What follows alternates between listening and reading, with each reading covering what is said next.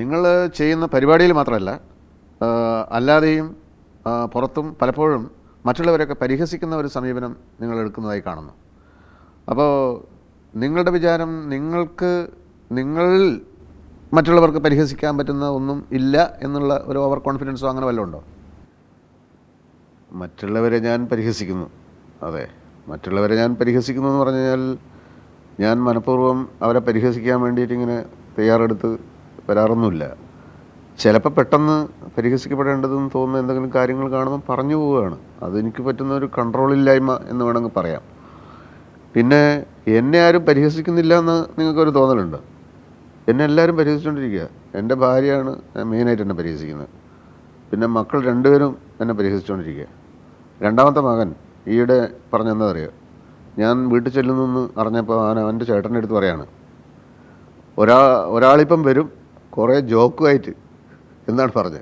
അപ്പോൾ ആ രീതിയിൽ സ്വന്തം വീട്ടിൽ പോലും പരിഹാസം അഭിമുഖീകരിച്ചുകൊണ്ടിരിക്കുന്ന ആളാണ്.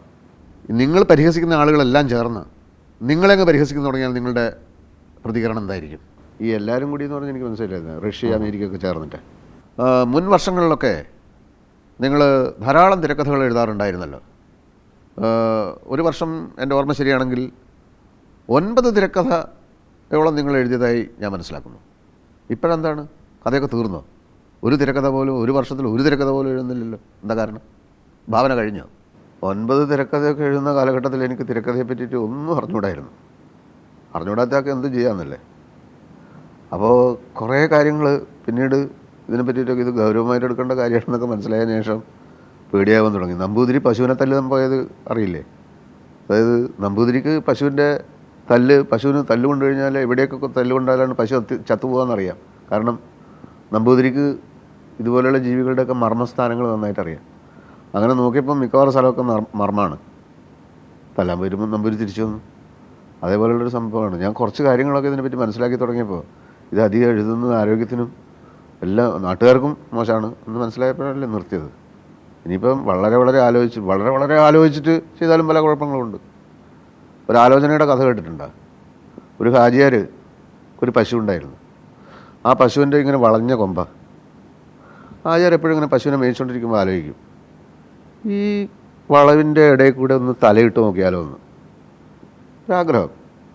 അങ്ങനെ പല ദിവസങ്ങളിങ്ങനെ ആഗ്രഹിക്കും. അങ്ങനെ ഒരു ദിവസം രണ്ടും കൽപ്പിച്ച് തല കടക്കുമെന്നറിയാൻ വേണ്ടിയിട്ടാണ് തല കടത്തിയ ഉടനെ പശു ഇതെന്താ സംഭവം എന്നറിയാതെ പശു ഓട്ടം ഓടി ഇയാൾ ഭയങ്കര നിലവിളി, തല ഊരി എടുക്കാനും പറ്റുന്നില്ല. അങ്ങനെ ആളുകളൊക്കെ കൂടിയിട്ട് പശുവിനെ പിടിച്ച് ഇയാളെ കിടത്തി. പകുതി ബോധം ഉള്ളൂ, കഴുത്തൊക്കെ ഇങ്ങനെ ഒടിഞ്ഞു പോയി കുറച്ച്. അങ്ങനെ നാട്ടുകാർ ചോദിച്ചു, എന്താ ആചാര്യ ഇങ്ങനെ ചെയ്തത്? ഒരു കാര്യം ചെയ്യുമ്പോൾ ഒരു ആലോചനയൊക്കെ വേണ്ടേ? അപ്പോൾ ആചാര്യ പറഞ്ഞു, നിങ്ങൾ അത് പറയരുത്, എത്രയോ കാലം ആലോചിച്ചതിന് ശേഷമാണ് ഞാൻ ഈ തല ആ കൊമ്പിൻ്റെ ഇടയിലേക്ക് കടത്തിയതെന്ന് പറയും. അപ്പോൾ ആലോചിച്ചത് കൊണ്ടൊന്നും കാര്യമില്ല, മനസ്സിലായോ? ആര് എപ്പോൾ എന്തിനെപ്പറ്റി ആലോചിക്കുന്നു എന്നുള്ളതാണ് ഏറ്റവും പ്രധാനപ്പെട്ട കാര്യം. അതൊരു പ്രശ്നമാണ്. ഞാൻ കഴിയുന്നതും ഇത് ഒരു കൺഫ്യൂഷനിലാണുള്ളത്.